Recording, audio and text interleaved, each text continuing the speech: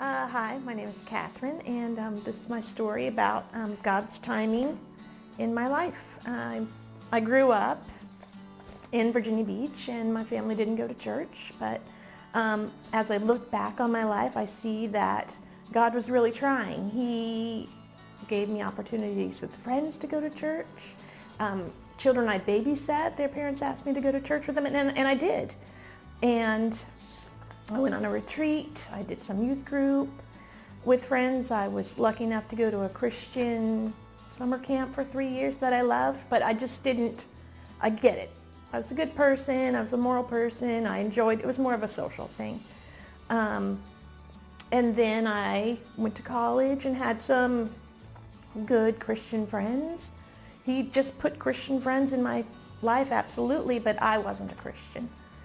Then I got married, actually in this building, 24 years ago, and I taught for 10 years, and then I had one son, and we felt, we need to baptize, he should be baptized, and so we came to church here for a little while because we felt it was the right thing to do. You couldn't just hop in and say, baptize my child, and I'm not going to go here, but still, it was nice, good singing, good sermons, good stories, but I just didn't get it. Then I had another child, and they're off and at school, and about 4 years ago, I just felt this tugging that I needed to go to church. I needed to go to church, and I would drive by a church and say, okay, I'll try that one next week. Next week I'll go to that one. And, should I go here? Or friends would invite me, and I had excuses. That's just way too big for me. I need something smaller. And then the church, okay, I'm going to go to that one. Well, it closed. It was gone. So, and I told my sister, who has a really, really strong faith, and she would say, have you gone yet? Have you gone yet? And I regretted telling her because I was feeling guilty. No. For about 2 years, didn't go.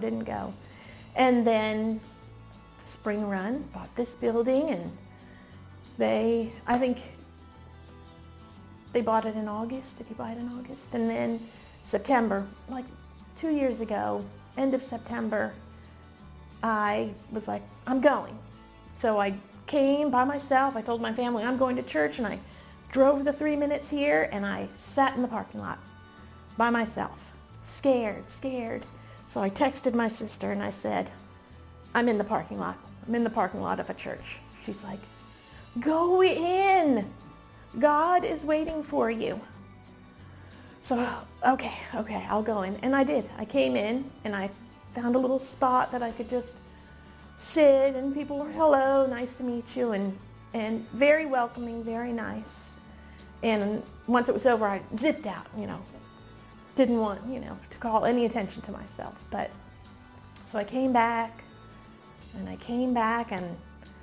kept coming, and people welcomed me and invited me to the Wednesday Bible study, and I would see people here that I saw from other places, and so I had a few people to talk to, and I would see them at the grocery store, and so I kept coming, and I was invited out to lunch and found people that just took me under their wing and answered my questions and guided me to like a devotional, because I was craving diving into the Bible, but I didn't know how to do it.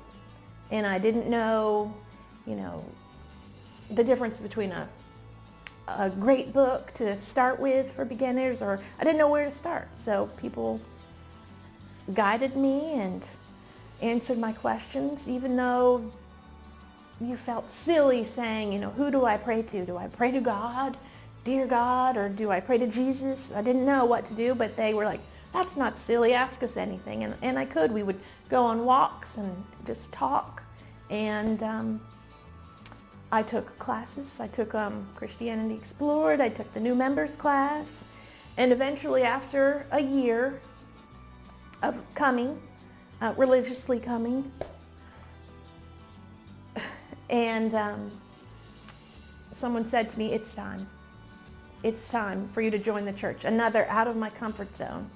It's time to join the church. So then you had to meet with people and share your story, and it was very emotional. But I did. And I'm so happy that I did, because almost a year ago, the first Sunday after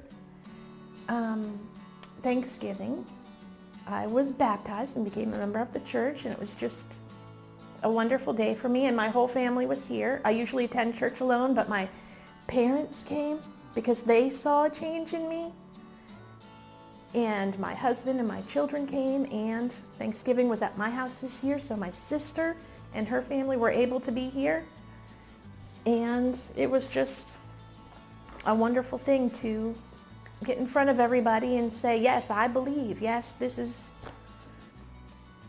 all about Jesus. And it was wonderful. And it turns out that my sister, who's helped me along this journey, has a very strong faith, and she was at church a few weeks before my baptism, and her pastor was ill, so they asked people to come up and, share their story, and she told her congregation that I was a believer, and I was getting baptized and becoming a member of a church, and they were just so happy for her, because it turns out they've been praying for me for 20 years. And it was just amazing to hear that after. And now as I look back on my life, I see ways that God was working, His timing. I didn't get a certain job, and it was very disappointing, but about a week later, I was offered a different position, and it turns out to be with 3 other teachers that we were just the best team ever. We supported each other in every way, and one of them is a good friend who invited me to Bible studies in her home, at her church. So again, he led me to Christian friends before I was a Christian. I became a member of a play group full of moms that met at a MOPS group.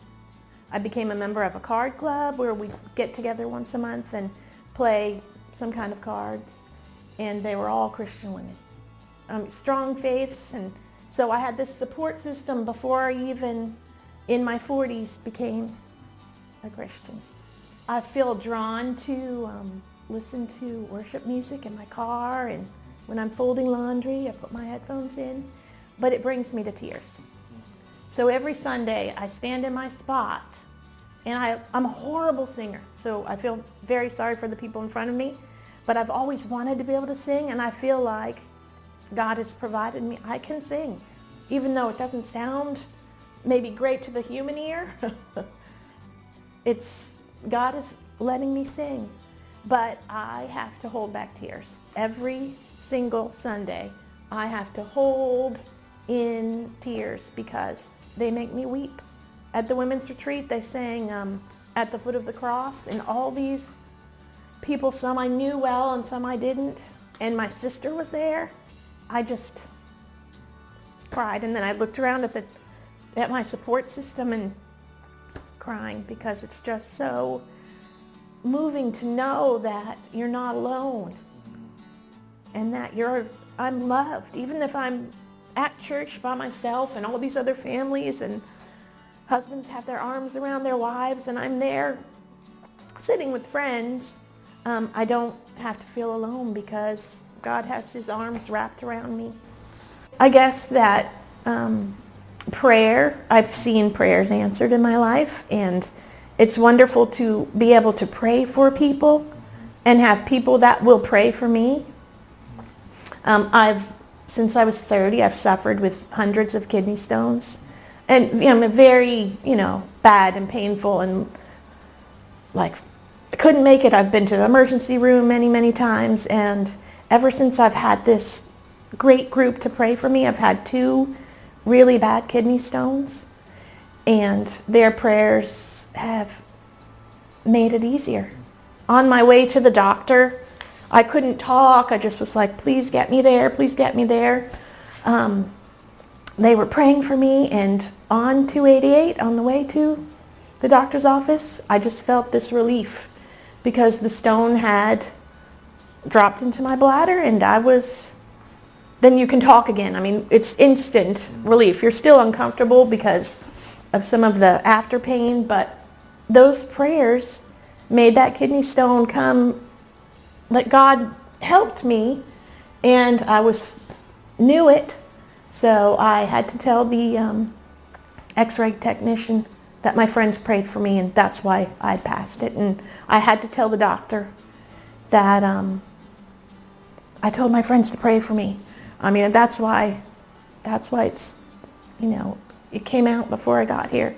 So again, out of my comfort zone to talk about this out loud, but someone told me that this isn't my story, it's God's story, so I should share it and hope that he can make me speak clearly about it.